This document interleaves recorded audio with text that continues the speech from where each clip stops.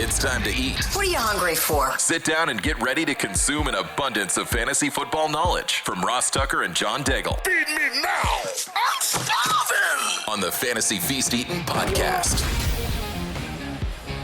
Yeah, let's eat, baby. It is the Fantasy Feast Eatin' podcast. We, of course, are presented by DraftKings. The crown is yours. I'm Ross Tucker, former NFL offensive lineman, 5 teams, 7 years. Most of you know that. I love calling games for CBS and Westwood One, whether it's college or the NFL. Got a bunch of podcasts. Steve Fezzik was terrific on Tuesday, not only with his thoughts on the NFL schedule release, which is coming out next week. Speaking of which, we will have a schedule release betting preview on next week's Even Money podcast. But he also had some really interesting bets in baseball, NHL, and NBA. For those of you that like to get in on the action a little bit, Greg Cosell was fabulous on Monday's Ross Tucker Football podcast. He always is. Kind of a similar series a little bit that we're going to do here on the Fantasy Feast as we're doing with Greg Cosell. Greg is just talking about the scheme fit for the skill guys. So I can't recommend enough. And you know what? We'll probably even put some of those Ross Tucker Football podcasts here on the Fantasy Feast feed, because you're going to want to hear what Greg Cosell has to say about the scheme fit for the rookies in their new teams. You know, we did quarterbacks on Monday, so certainly check that out on the Ross Tucker Football podcast. We're going to do wide receivers today. And by we, I mean John Daigle, one of the superstars over at EstablishTheRun.com. You can and should check him out on social, like I do, at NotJDaigle. You should absolutely use the code FEAST. We're talking 20% discount right now. Like, the draft happened. It's fantasy season. These are the biggest 4 months for fantasy, right? Go to EstablishTheRun.com. Use the code FEAST. That is a huge discount, 20% on arguably the best fantasy betting information website in the world, EstablishTheRun.com. I'm at Ross Tucker NFL on social. We are at Ross Tucker Pod. And I love this series, John, where over the next month, we'll go by position and get John's thoughts on these rookies now that we know where they are, right? Now that we know their spot from a, ball distribution standpoint, scheme, all those things. So we're going to start with wide receivers today. So whether this is for, a dynasty draft or best ball or just prepping for season long, these are the shows you must listen to have a great feel for this rookie class. We'll start with the receivers, and we'll start, John, with Travis Hunter, who, as we all know, is going to end up being one of the most fascinating fantasy football conversations we've ever had because of the fact that he plays both ways. Your thoughts on Travis Hunter from a fantasy standpoint? I'm already tired of people suggesting that he cannot be a difference maker, a Shohei Ohtani-like player for the NFL. And I understand comping him to a player of that magnitude is a ceiling outcome. But again, we can't suggest that's not going to happen because we've never seen anything like this. Think of the path that Travis Hunter has taken to the NFL. He was the number 1 recruit in all of the nation in 2022. He was the 2025 Heisman Trophy winner. A team just traded up for him. A team with the number 5 overall pick still said, this number 5 pick is not good enough. We want to trade up for Travis Hunter. And now we get to see how they are going to use him. With an offensive-minded guru like Liam Cohen, I would imagine he begins as an every-down receiver while also moonlighting as a quarterback. But again, he's an all-star prospect at both positions regardless of how they use him. So Travis Hunter is definitely someone I'm very high on and thinks he makes an impact for the Jags offense immediately, so much so that I know people are doing rookie drafts right now. I myself am currently in 4 to 6 of them ongoing. And I think what's happening in Superflex leagues is that people are being lazy and making the annual assumption that quarterbacks are more impactful than some of these star positional players, and I think that's incorrect for this class. I would personally lean in Superflex leagues, Ashton Genty, and then Omarion Hampton at 102 overall, even in a Superflex tight end premium format. Then Travis Hunter and Tet McMillan before I take Cam Ward at 105. Assuming Cam Ward should be in that top 4 selection just because it's a Superflex league, in my opinion, is completely wrong. And that's mostly because Cam Ward doesn't offer rushing upside like you would normally reach for a quarterback in that position. So, yes, I am very high on Travis Hunter. He would be my 103 right now in rookie drafts after Hampton. Ooh, okay, I love that. How do you think, I'm just curious, with the Brian Thomas, I mean, Liam Cohen was pretty outspoken this offseason that the offense is going to go through Brian Thomas. I don't know if that changes now, John, now that they got Travis Hunter, but Brian Thomas was fantastic. He was on the show, the Raw Sucker podcast a few weeks ago. Love the guy. How does that play into this? Brian Thomas was the wide receiver 1 in fantasy over the last month of the season, even ahead of Jamar Chase. And that's the clean argument for Travis Hunter, is that we're only talking about Brian Thomas. We're not worried about Dami Brown, who got $10 million in free agency, but it's a 1-year deal. That's someone you can move out of the way if he's not successful. And behind him, only Parker Washington. There's a clean fit in both 2 and 3 wide receiver sets for Travis Hunter from week 1, but even if they bring him along slowly as a rookie, he's going to naturally slide into that role as the season moves along. So with Brian Thomas playing, at least in Cohen's words, the big slot role from week 1, there's a lot of room here for Hunter to have earned targets, and I think that's what's going to happen immediately. All right, the next guy up, Tet McMillan. He went to Carolina with the number 8 pick, John. And we don't see guys like Tet so much anymore in the NFL. An ex-receiver at 6'4", 219 pounds, 10-inch hands, dominated man coverage, had a lot of contested catches in the NFL, just someone who can bully you if you get in his way. Now, that worked in college. Do we want Dave Canales to consistently roll out Tet as someone who has to earn contested catches at the next level against NFL-sized corners? Absolutely not. But at the same time, Dave Canales is someone who coached one of the best ex-receivers of all time in Mike Evans to very successful seasons. And so I would imagine Canales knows how to use Tet immediately. There's also this wide opening for Tet, unlike some of the other receivers we'll get to, where the path is clean for targets from week 1. It is 35-year-old Adam Thielen, who's already talking about potentially retiring next year, in his path. And, of course, Xavier Legette, who struggled towards the end of the year despite being put into a starting role, and an undrafted free agent, Jaylen Coker, who did well, but still struggled to earn that spot in 3 wide receiver sets. So Tet's going to walk out here. He's not going to have anyone to compete for targets around him outside of Thielen. And given that Thielen's on his last leg, I would imagine Tet has a role as a impactful redraft player immediately. Like how high?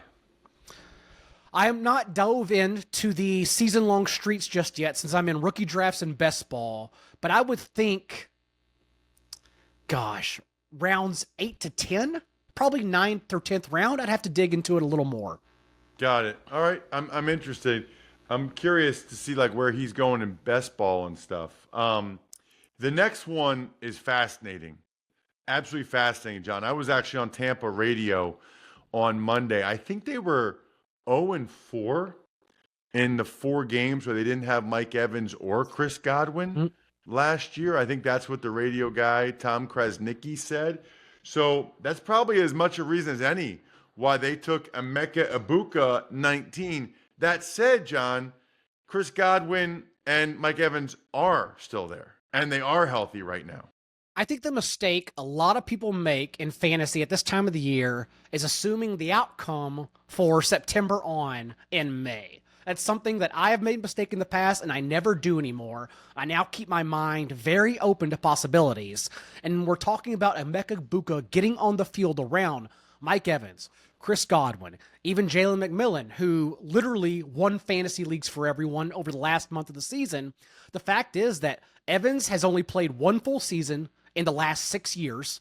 Or Godwin has in the last 6 years, I should say. Evans only once since 2020. These are two guys who have historically proven they cannot stay healthy and on the field. Egbuka's naturally going to find his way into this lineup, and although he was primarily a slot receiver in college, I do know some NFL GMs, and perhaps this goes to what the Bucs are thinking right now. They do also see him as a player who can win on the outside. So naturally, I think Egbuka is going to find his way into this lineup eventually. It may not be immediately, but eventually. And that's why I still think he's a great tier breaker in rookie drafts ongoing. Like, you can take Cam Ward, but then after that, I do want to put Egbuka in the same tier as Travion Henderson and Quinshon Judkins, just because I think they're all next in line for immediate work. So you got all the Ohio State guys next to each other. Accidentally, yeah. That's funny. Yeah, because refresh my memory here. Is Godwin always in the slot or just a high percentage? Mostly in the slot. He played the slot a lot with Tom Brady, and that's why the numbers are skewed. Everyone said, oh, he's a better slot player. It turns out you're just a better receiver overall if you play with Tom Brady. Funny how that works. But Godwin can win anywhere, but he does primarily play in the slot when Evans is healthy. Because I think so many people thought Egbuka was a slot guy. And I still think they do. And I thought he would be pigeonholed personally, but I did hear enough people within the NFL think that he can also win on the outside if necessary. I don't think he's going to start there, but I do think the Bucs will play him there 15 to 20% if they need to. VODKA, vodka. In particular, Smirnoff, Smirnoff. No idea why I'm spelling these things. I just know that Smirnoff's the world's #1 vodka. It's an official vodka partner of the NFL. It's an official vodka partner of the Ross Tucker Football Podcast. It's an award-winning vodka. And, you know, I've been drinking Smirnoff a long time. I like that you can craft delicious cocktails without spending a crazy amount. There's no reason to. Grab a bottle of Smirnoff at your local retailer and head to Smirnoff.com to find recipes of delicious cocktails perfect for game day. Please drink responsibly. Smirnoff number 21 vodka, distilled from grain, 4% alcohol by volume. The Smirnoff Company, New York, New York. Please not share with anyone under legal drinking age. What about the Packers, who took not only a first-round wide receiver in Matthew Golden, but a third-round wide receiver in Savion Williams? And it's crazy, John, because they have a bunch of receivers still. Like, they're going to either trade a receiver or two or cut a good receiver or two at some point. What about the Packers? This is going to be my most hated conversation all offseason long, is when someone asks for a hard answer. I'm just going to be very open-minded and say, It's a spot we should definitely take shots, and we will take shots because the entire target tree is ambiguous. And if there is an answer, we need to make sure we have it. But we don't have an answer right now. Dontavian Wicks led this team in targets. People might not know that. Led this team in targets last year. Romeo Doubs has consistently been a touchdown or bust option weekly. Jayden Reed took a step backwards and couldn't earn targets in his sophomore season. I think the promising thing for Golden, at least, is that this target tree, while undefined, has no answer where he wins. Where his 4.29 40 time allows him to earn targets downfield is where Christian Watson, it sounds like he's going to be absent for the entire 2025 season. Maybe return in late November, December, but we've seen how that goes. Even as a part-time player, since the Packers organization historically brings their players along slowly when returning from injury. So I think that's good news for Golden immediately. For Savion Williams, though, we're adding him to this target tree.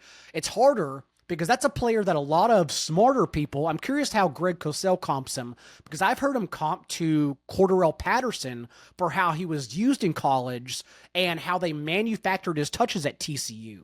6'4", 222 pounds, ran a 4.48 40, so he's an athlete overall. But whenever teams start drafting players like that, it's always questionable whether they actually know how to use them. And so I think Savion Williams, at least the immediate outlook, is a lot more dangerous than Matthew Golden, who at least can earn targets in that downfield area of the field. It's interesting because I look at Jaylen Reed as a speed guy, but maybe he's more run after the catch as opposed to the downfield stuff. And he's more their slot receiver who only played in 2 wide sets whenever one of the other 2, Watson or Dubs, was injured, which is obviously a lot given Watson's history. Let's talk Texans. You don't see this very often. No. But they took not 1, but 2 Iowa State receivers.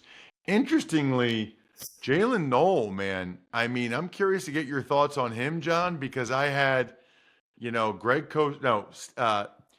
Emory Hunt on the College Draft podcast compared him to Steve Smith Sr. Brett Whitefield from Fantasy Points, he compared him to Amon-Ra St. Brown. A lot of people really like Jaylin Noel as a 3rd-round pick. It's for the Texans, it's just hard. Well, one, you mentioned the Iowa State teammates. Remember, Xavier Hutchinson is also on this roster, who played at Ohio State just like 3 years ago. But beyond that, we can look to what happened when Tank Dell was not on the field last year, since Tank Dell is not expected to play at all in 2025. And during that time, with Stephon Diggs healthy, Diggs was used in the slot on nearly half his routes. So we expect Jayden Higgins, who ran a route on 29%, nearly a third of his snaps just last year in 2024. We expect Jayden Higgins to most likely take on that role. Having said that, Christian Kirk is still on this roster, at least for 1 year. I don't view Christian Kirk as someone who really blocks a player, 2 players, like Higgins or Jaylin Noel, throughout the entire year, but Kirk, at least for the first month of the season, is here, and so both Higgins and Noel really don't have immediate paths to targets. That's kind of the issue. Also, Higgins profiles as that big-bodied speed guy, closer to Nico Collins, who of course has missed time now in the past years, and so at least this team now has a player who can step into Nico's role if he's injured this season. But currently, that's kind of the issue, is that Noel outproduced Higgins just last year and is one of those guys who was amazing against zone coverage, so should transition seamlessly.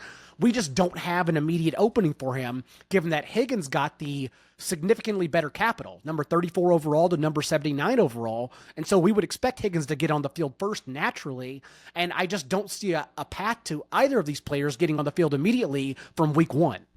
Wow. Well, that's a lot of draft capital for a team that won a playoff game and was right there with the Chiefs to invest in guys that might not have a path. My guess is at least one of them will by midseason. And I think it makes sense, given that this team saw their Super Bowl window with C.J. Stroud under his rookie year contract last year, and then went out and got Stephon Diggs, understanding they have a 3-strong wide receiver set. Diggs then suffers a serious injury. He gets lost in free agency, and Tank Dell's not going to play, so they then say we still have to capitalize. The whole point for every NFL team, even though they don't do it, is to always capitalize on your superstar rookie quarterback contract. The Texans still see that window and went out and got immediate help. I think they did it correctly. We just didn't expect them to grab the entire Iowa State roster. All right, let's get to number 39. Luther Burden with the Bears, the Missouri speedster. And you do not take, an organization does not take both Colston Loveland and Luther Burden without having a vision for them, just because of how those 2 players win. Tyler Warren, I'm sure Cosell has already talked about this with you, closer to George Kittle because he's an end-line player who breaks tackles, finds tacklers, and then runs them over. That's what he wants to do. Colston Loveland is a finesse slot receiver. Bears take him number 10 overall over Tyler Warren, understanding they have a vision for Colston Loveland. Makes sense. But then to add Luther Burden, who was basically only targeted close to the line of scrimmage and then broke tackles for big plays in college. Again, Ben Johnson, I'm sure, saw those 2 roles and said, I will make this work. I know exactly how I'm going to use these guys. Rome Odunze last year did run nearly a third of his routes from the slot, and so who the big slot guy is under Ben Johnson, well, it might be a moot point since he kind of used everyone last year. He just finds ways to fit players in. Like, I just don't know how Luther Burden fits in the offense outside of manufactured touches, given that we expect Odunze to have that slot role. But again, Ben Johnson will figure it out. So Luther Burden is still someone I'm excited to draft around the tail end of the first round of rookie drafts, understanding that Ben Johnson, I have my fingers crossed, maybe I have too much faith in him, but I believe he will make it work. It's just going to be an interesting case study since he's not someone that wins downfield at all. Realize that Labatt Blue and Labatt Blue Light are absolutely delicious. By far, my favorite light beer. They actually has flavor and taste. And right now with this buy beer, get gear, it's so easy to go to their website, snap a photo of your receipt, upload it instantly, and you can rack up points for exclusive merch. Just go to rewards.labattusa.com to see all the incredible gear they have. Next thing for me is the cooler backpack. Rewards.labattusa.com. Yeah, that will be interesting. All right, now we get to some of these other guys that, there's been a good recent track record for second round receivers. How about Trey Harris to the Chargers at number 55? Someone I'm really excited about as the Chargers are still craving a compliment on the outside to Ladd McConkey. Quentin Johnson did score 8 touchdowns last year, had a much improved sophomore season in year 1 under Jim Harbaugh, but beyond the end zone, it was still a rocky season. And just look at these receiving lines from Trey Harris before he suffered an injury last year. 8 catches for 179 yards and 2 touchdowns, 9 for 130, 10 for 94, 11 225 and 2 touchdowns, 11 176 and 1, 3 for 81, 7 for 102 and 1, and then in his final game when he was injured, a catch for 43-yard touchdown. Like, that's what that guy did, on his way to setting records across the nation before he got injured. And so I believe with a wide-open target tree, Trey Harris is someone who could absolutely break out in the second half of the season and help you win your league from Justin Herbert. Wow. I didn't know that for Trey Harris. All right, what about Jack Bech to the Raiders at 58? Odd fit, in my opinion. Ran 80% of his routes from the slot through his first 3 collegiate seasons across LSU and TCU, but then in his breakout year last year, 1,000 yards, 9 touchdowns, a career low 27% of his routes from the slot. As a big-bodied individual at 6'1", 214, who was also a player who was significantly better against zone coverage than man at TCU, he profiles better in the slot with the Raiders.